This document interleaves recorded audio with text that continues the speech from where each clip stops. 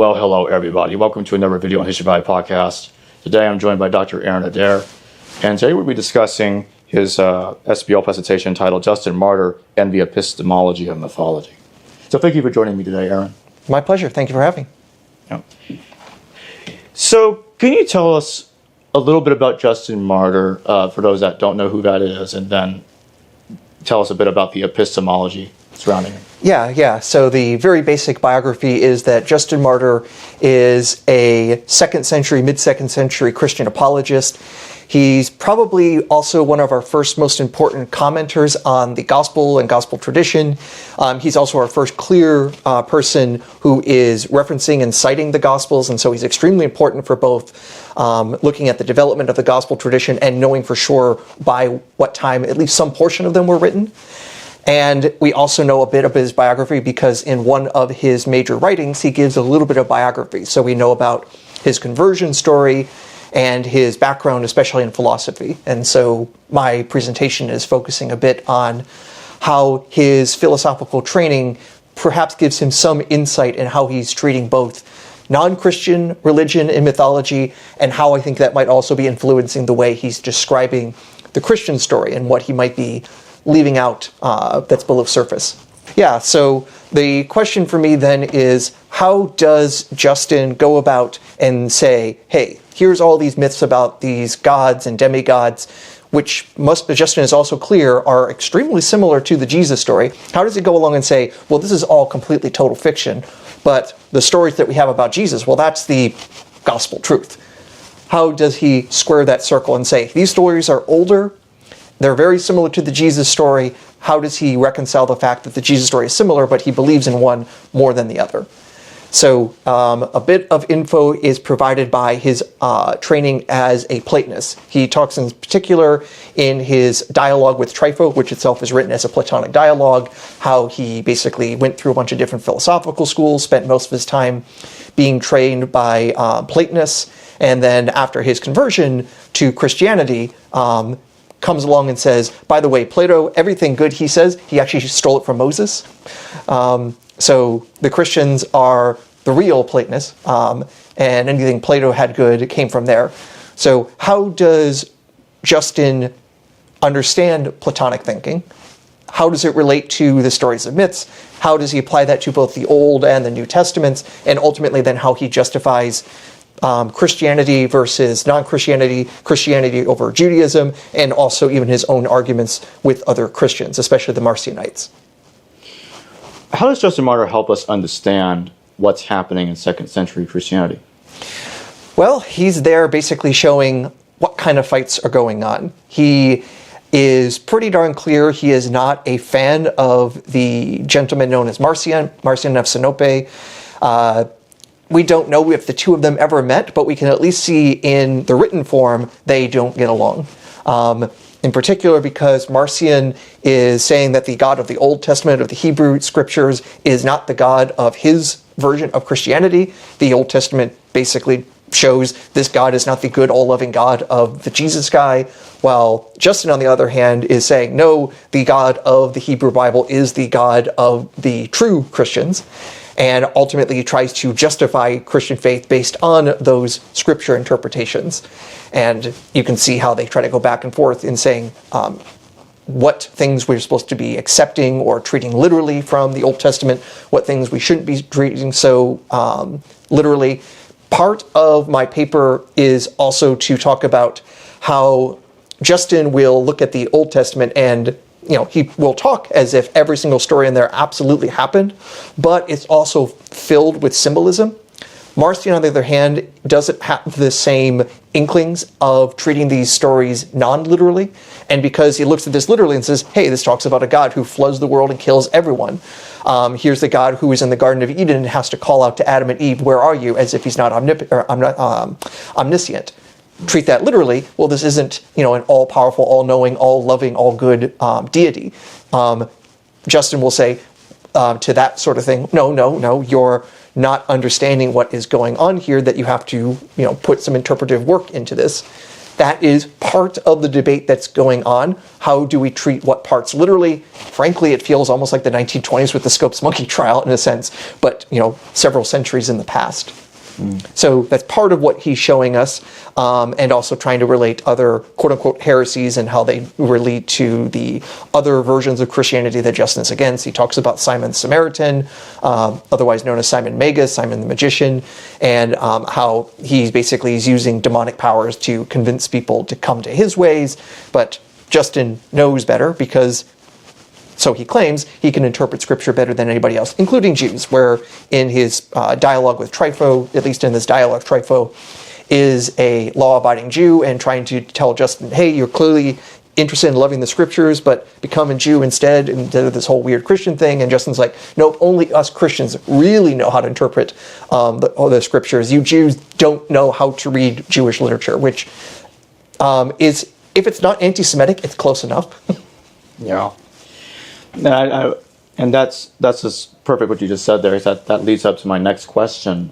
How does Justin Martyr handle, defending the idea that Jesus was foretold in the Old Testament? Does he claim that the Jews altered the Old Testament to make it look like that Jesus was not predicted in there when he actually was, like in the virgin birth, the so-called virgin birth prediction in Isaiah 7? Oh, yeah, that is indeed one of the important examples. But to give a bit of background, one of the reasons Justin says that the Jewish scriptures, the Hebrew scriptures, are the most divinely inspired ones is that he says Moses is the first and oldest prophet.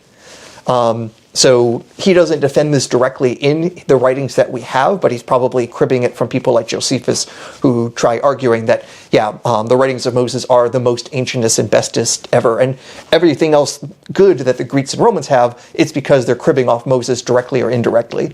Justin will even expand that and say the demons themselves knew the writings of Moses and were trying to imitate this, and this is where all the other religions come from.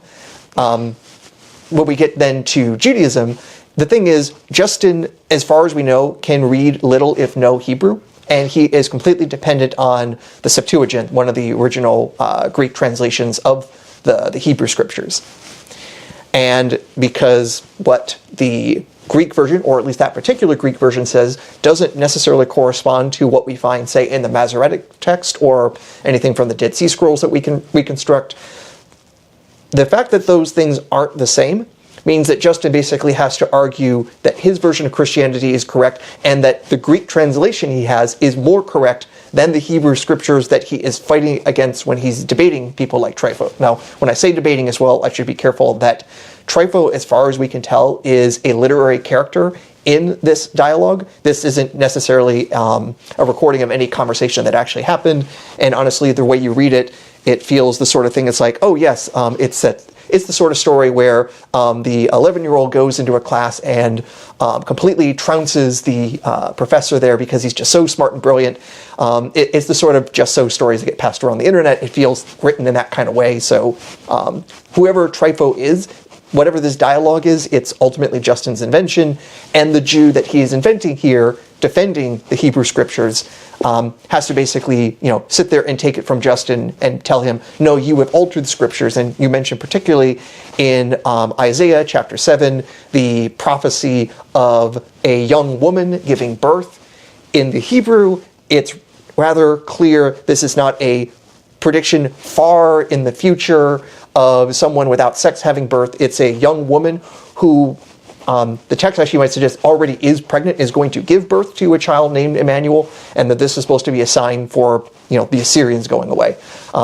Justin has to say, no, we have to go by the Septuagint, which translates the Hebrew to talk more directly about a virgin and say, this is the real true meaning of the scripture, and Jews just don't know it. Like I say, it feels, if it's not anti-Semitic, it's close enough. And it's definitely requiring Justin to go by translation rather than the original text, and a particular translation, because by the mid-2nd century there were several other translations in Greek already passing around that would have changed the Greek, so it no longer actually says specifically virgin. So it seems like Justin is trying to go out of his way to have the more spectacular interpretation and calling everyone else false believers and heretics and such. So he is indeed suggesting that they altered the text to make it seem that Jesus wasn't foretold. Yeah, it definitely seems that way. And we know that the Hebrew text was at least somewhat in flux, but for the particular thing he's arguing for, there's no real good evidence of that. And the fact that there were other Greek translations of the time already floating around that aren't agreeing with the Septuagint really makes it so he has a very weak case, to put it mildly. But yeah, he has to basically argue that the Jews are somehow changing, altering the text in some way to undermine the Christian claim. So basically, to sum up Justin Martyr, you would describe him as being, his primary goal is to defend and to validate Christianity in the 2nd century. Yes, and of course specifically his version of Christianity, because everyone else has the wrong Christianity, and only Justin has the right version. So now I would like to shift to your upcoming peer-reviewed paper on Moses. So can you tell us what specifically you're talking about in relation to Moses? Yeah, so there has been a problem with the name of Moses. There's two things worth noting. One is that there is the story in Exodus chapter 2 that explains how Moses got his name. That because in the story Moses as an infant is put in a reed basket to float down the Nile River, and he is then discovered by the princess of Egypt, and because he is drawn out of the water, and the Hebrew term there, masha, to draw out, one who draws out the active participle is Moshe, and so this is then where Moses gets his name, in the Hebrew Moshe. But there are a few oddities with that, to put it mildly. One is, why is an Egyptian princess giving a baby a Hebrew name? That's already a little bit odd. Secondly, it's also the wrong name, because the participle is active, as if the one who is doing the drawing out, the pulling out of the water. But Moses is the one who is pulled out or drawn out of the water. So why are they using the active rather than the passive form of that participle? Thirdly, the Greek transliteration doesn't really match what we see from the Hebrew. It looks like it must be coming from some other source. It doesn't actually match up all that well, especially with the vowels. For some reason, this name sticks out rather weirdly and differently. And of course, I'm not the first person to note this. We already see all the way back in the writings of Philo of Alexandria, where he tries explaining the name by basing it on words in Egyptian. He's bringing up a couple words that we can find in Coptic. Josephus does that, and does it even with a little bit more detail. So if it's clearly coming from Hebrew, why are these two scholars in the 1st century trying to learn Egyptian enough to make reasonable guesses as to what this name actually means and have it fit the story? Instead, it looks like a blind motif. And I'm not the first person, of course, to notice this. Many scholars have been pointing this out and been trying to figure out other possible etymologies of the name. And the one that has been the most widely cited is that there is a Egyptian name, or shortened form of a name, that would suggest not only does Moses have an Egyptian name in origin, but also suggesting it's very ancient. So a number of the pharaohs will have this portion of their name. So you have people like Mose, Tutmose, and so on. And that Mose part, or Moshe part, sure seems very similar to the Hebrew name Moshe. So the idea is like, oh, well, this must be what's going on there. And in particular, because the Egyptian sibilant that's there, and sibilant is basically just a fancy word for the kinds of S sounds, that particular sibilant in the 2nd century BC would more likely be translated into Hebrew or other Semitic languages more as an SH or sh sound. So we have Moshe. If this instead happened in the 1st millennium, more often than not, it looks like that same sibilant, I'm sorry, I keep saying this wrong, sibilant, were translated or transliterated into a Semitic language. It would have been more like an S sound. So the fact that it is translated with a shin rather than a sin or samek makes people think, oh, this name is very ancient. And if it's ancient, that also suggests maybe there's a historical memory of the Moses figure and the Exodus story and things like that. And this has been pretty mainstream as a hypothesis since at least the 1950s, as was suggested by an Egyptologist back then. And when I actually read the original paper, I also noticed in the footnotes he said he got his funding to do this research by a certain Cecil B. DeMille. Literally, the director of the Ten Commandments was going out and paying people to do research to incorporate into his movie. And when you go back and rewatch the Ten Commandments with Charlton Heston, you realize, okay, even though this story probably didn't happen, this person did their research. There's a lot of interesting little side things that suggest, okay, this person went out of their way to really fill in the details. But this paper is, like I say, it's from the 50s. Some research has happened recently, and in particular, there's another Egyptologist by the name of Thomas Schneider who points out that there are actually issues with the vowels in the Egyptian name, that it would not have had the vowels of the M-O-S-H-E form until well into the first millennium. In fact, probably not until like the Persian era, so like 5th, 6th century BC, which then means that you can't explain the sibilant, that it would have the wrong sibilant. It should have then been pronounced Moshe rather than Moshe. And if it were actually from the past, the name would have been more like Mashai or something approximating that. So basically, Schneider throws back out there and says, hey guys, this etymology doesn't work. The Hebrew's got its own issues, as we've noted. We need some work to do. So this got me started and realizing very accidentally, I might have found a different Egyptian word that fits the time of the composition or the final composition of the Torah. And if I'm correct, Moses is an Egyptian word written as an Egyptian figure in folklore during the Hellenistic era, which would basically say Moses only starts appearing about 1,000 years after the alleged time of the Exodus. And if I'm also correct, was originally actually Egyptian folk hero, then brought into the Exodus narrative. There's an Exodus tradition that we know is ancient. It's already in the oldest of the prophets.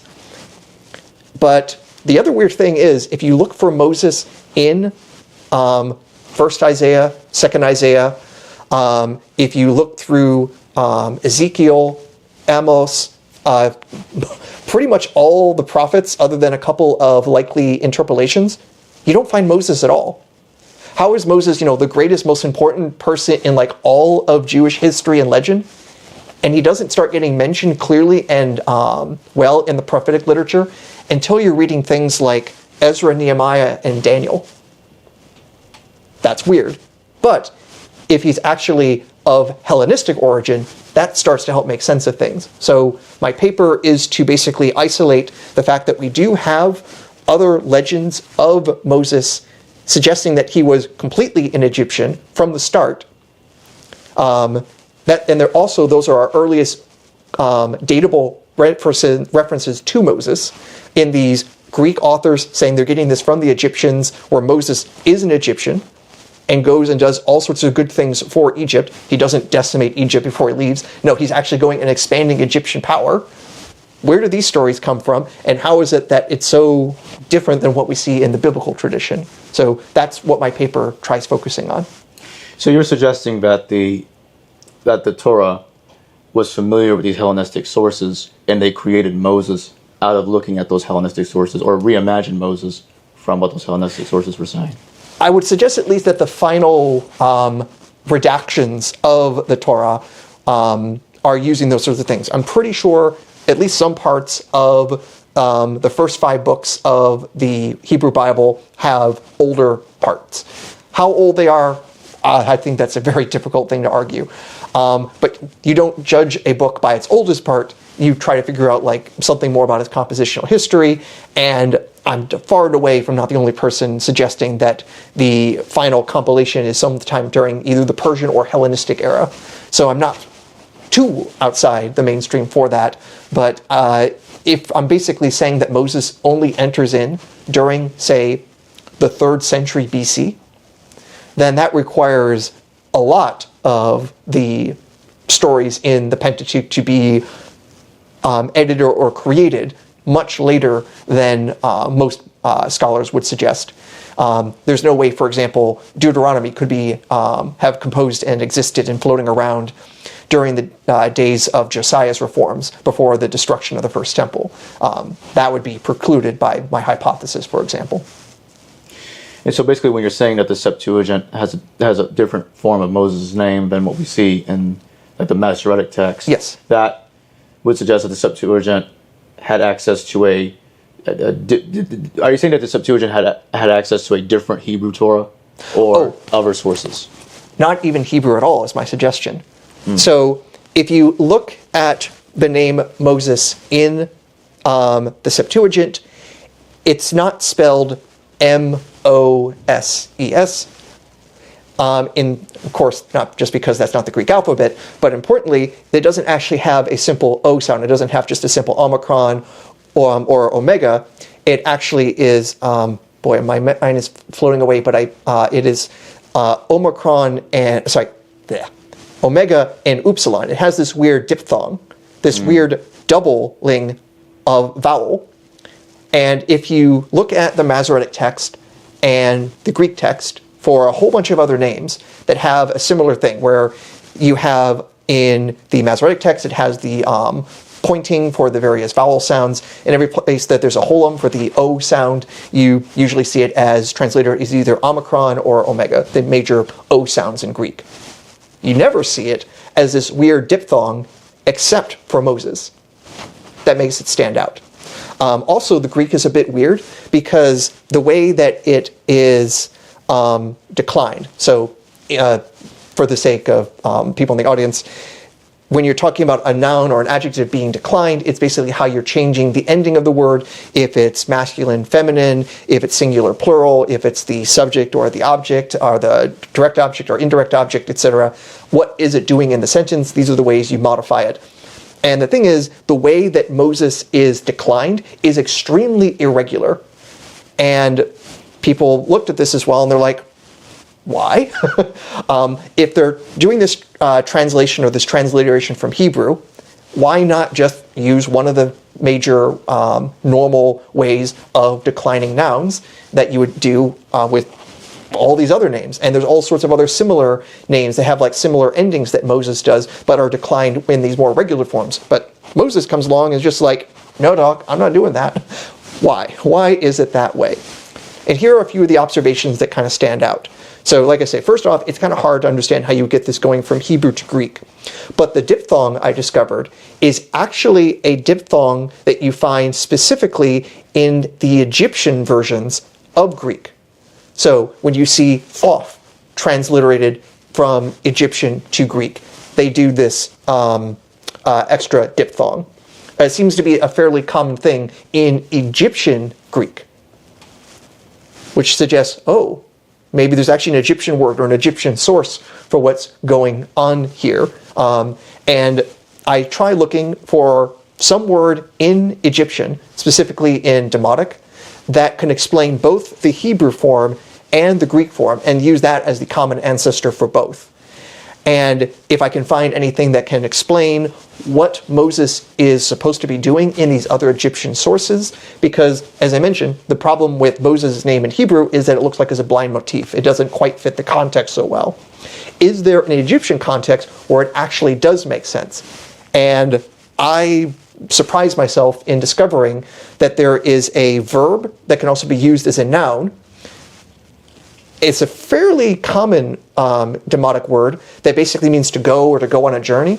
And that word is Moshe. If that doesn't sound familiar, please rewind the tape and listen, because yes, it sounds almost identical to the Hebrew word Moshe. Basically, there's only a couple of small differences. One is where the stress is put, and Hebrew normally stresses the last syllable in a word. Egyptian usually the first syllable more so. But it also explains a number of details, because the earliest version of the Moses story that we have in these Egyptian sources says he's someone who goes out and basically starts colonizing for the sake of Egypt. Well, someone who goes out, if his name is Goer, that might make sense. I mean, the same way that someone who goes on a march, if you call him Walker, it kind of has that sort of etymology. And I was also rather surprised that there is an unlikely source that helps explain what might be happening here. One of the sources for this Moses tradition that we have comes from an Egyptian priest by the name of Manetho. We only have him in quotations, especially from Josephus. And fortunately, Josephus doesn't just paraphrase him. He actually says he's literally copying what he writes. And there's a few things to note. One is he spells Moses the same way we see in the Septuagint, with that extra diphthong. And not all Greek sources actually have that diphthong. In some of our early ones, they don't have that. So the fact that there's that similarity between Manetho and the Greek translation suggests there might be something going on there. That's already a bit interesting. But Manetho is giving all these stories that Josephus is relating, one of them about this priest by the name of Osarthus, who basically leads a bunch of lepers to basically become this rebellious group and kick out the pharaoh and run the place for, I think, 13 years. I think that's the number of years that he said to run the place with this leper army. There's a whole bunch of different memories that are probably being mixed up here on the part of Manetho, and at the end, Manetho of his story says, and by the way, this person was also called Moses. And it feels like a really aside thing. It's like, well, what's that doing there? But here's the interesting thing. When Manetho brings this up, and he says, and he was called Moses because he went to the other side, because he went from being an Egyptian to one of these leper peoples, or running this leper army. Well, there's nothing in Greek there that makes sense, or in Hebrew that makes sense for why he would be called Moses because he went over to the other side. Now, if we go to the Greek, the word that is being translated as go over is metabino. Bino is an extremely common verb in Greek. And the Coptic word that usually translates that is Moshe. He was called Moses because he Moshe'd to the other side. And I realized, oh my goodness, I think I might have found a smoking gun if I'm correct in saying that there's a Coptic or more likely Demotic source behind what's happening here. So with that detail and a few of the linguistic arguments I try making, centering and saying this is most likely when the Moses story developed within Egypt, and here is how it translated over to both the Hebrew and the Greek version that we find, roughly the 3rd century BC. So basically what you're saying is while the Septuagint is translating the Hebrew Bible into Greek, the Torah into Greek as it originally was, it's also making use of Egyptian sources, at least when it comes to the name Moses. Yeah, and I think specifically that the composition is done completely first in Hebrew, and the translation into Greek is from that Hebrew. But it sure looks like that the time between the Hebrew composition and the Greek translation is a lot shorter than most who would have thought otherwise. This is extremely similar, of course, to what others have argued most clearly. Russell Gomirkin, who was basically arguing that the Torah was composed, I think he puts it like in the 270s, 260s, I forget exactly. Yeah, like within about 5 to 10 years before the Septuagint was actually created. Right, yeah. So he, really, puts things down. I'm not trying to be anywhere near that specific, but nonetheless saying that a whole lot of things make more sense if this story of Moses enters in during the 3rd century BC, so that way the composers of the Hebrew and the translators basically know that original Egyptian source, so that way the transliteration is actually matching the Egyptian better. I should also mention as well, Manetho, in other parts that are quoted from him, he talks about a whole bunch of other pharaohs. And the other thing I notice is, hey, the way that these names in the Greek are also declined is just like how it's for Moses. And it's one of those other details. It's like, wait, there are spelling similarities, there's declining similarities that are very irregular, but are showing up in Manetho and here in the Septuagint. I think there might be more to this than even Gomirkin had suggested. So I'm not going to say this is like, the greatest proof ever, but at least enough that it has gotten through peer review, and I just need to wait for the proofs to come out so we can get this published and have the rest of the community look at it and tell me how wrong I am. So to sum it up, you're basically saying that at one point there was a Torah without a Moses. There were at least a number of stories, including stories that are of an Exodus tradition that did not include Moses. Well, thank you for joining me today, Aaron Adair. Thank you so much. Hello viewers, thanks for watching this video from the History Valley YouTube channel. Please don't forget to subscribe and hit the notification bell. And if any of you wish to further support this channel, please consider checking out this channel's Patreon page and becoming a patron. And or donate through PayPal or through Super Chat during your live stream. Thank you.